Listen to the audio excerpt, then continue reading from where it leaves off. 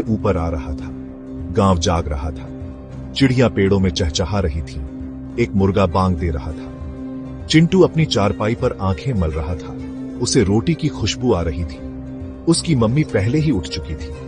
चिंटू फुर्ती से नीचे कूदा। वो भागकर बाहर गया। उसका दोस्त भोला इंतजार कर रहा था। Ready to explore? भोला ने पूछा। चिंटू मुस्कुराया। उन्हें अपने गांव में घूमना बहुत पसंद था। गांव में रौनक थी। लोग काम पर जा चुके थे। दोनों लड़के पुराने पीपल के पेड़ की तरफ भागे। वो पेड़ गांव के किनारे पर था। पीपल का पेड़ उनका फेवरेट स्पॉट था। वो बहुत बड़ा और पुराना था। उसकी डालियों के नीचे उन्हें लगता था जैसे वो एडवेंचरर्स हैं।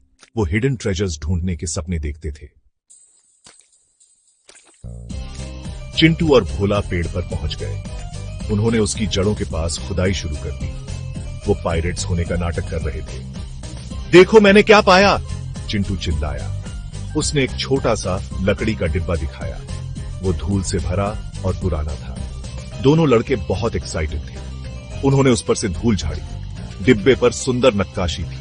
वो कीमती लग रहा था। उन्होंने उसे खोलने की कोशिश की, लेकिन वो बंद था। हमें ये किसी को दिखाना होगा, भोला ने कहा। चिंटू ने हां में सर हिलाया। वो दोनों गांव की तरफ भागे। वो सीधा चिंटू की दादी के पास गए। वो सबसे बुजुर्ग थीं, जिन्हें वो जानते थे। उन्हें पता होगा कि क्या करना है। चिंटू की दादी ने डिब्बे को देखा। उनकी आंखें बड़ी हो गईं। ये स्पेशल है, उन्होंने कहा। उन्होंने डिब्बा लिया। उन्होंने उसे ध्यान से खोला। अंदर उन्हें पुराने सिक्के और जेवर मिले। वो धूप में चमक रहे थे। दोनों लड़के हैरान रह गए। उन्होंने ऐसा कुछ पहले कभी नहीं देखा था। ये कहां से आया? चिंटू ने पूछा। उसकी दादी मुस्कुराई। एक कहानी सुनो, उन्होंने कहा। उन्होंने उन्हें उनके एंसेस्टर के बारे में बताया। वो एक बहादुर योद्धा था। उसे ये इनाम में मिले थे। योद्धा ने ये ट्रेजर छुपा दिया था। वो इसे सेफ रखना चाहता था। उसने ये सीक्रेट आगे बताया। पीढ़ी दर पीढ़ी ये बात आगे बढ़ती रही। अब चिंटू और भोला ने इसे ढूंढ लिया था। गांव वाले ट्रेजर देखकर हैरान रह गए। उन्होंने चिंटू और भोला की तारीफ की। उन्होंने उन्हें हीरोज कहा। गांव के मुखिया ने सुझाव दिया कि वो ट्रेजर का यूज करें। वो गांव को बेहतर बना सकते हैं। चिंटू को गर्व महसूस हुआ। उसने अपने गांव की मदद की। उसने एक इंपॉर्टेंट लेसन सीखा। कुछ ट्रेजर्स और भी कीमती होते हैं।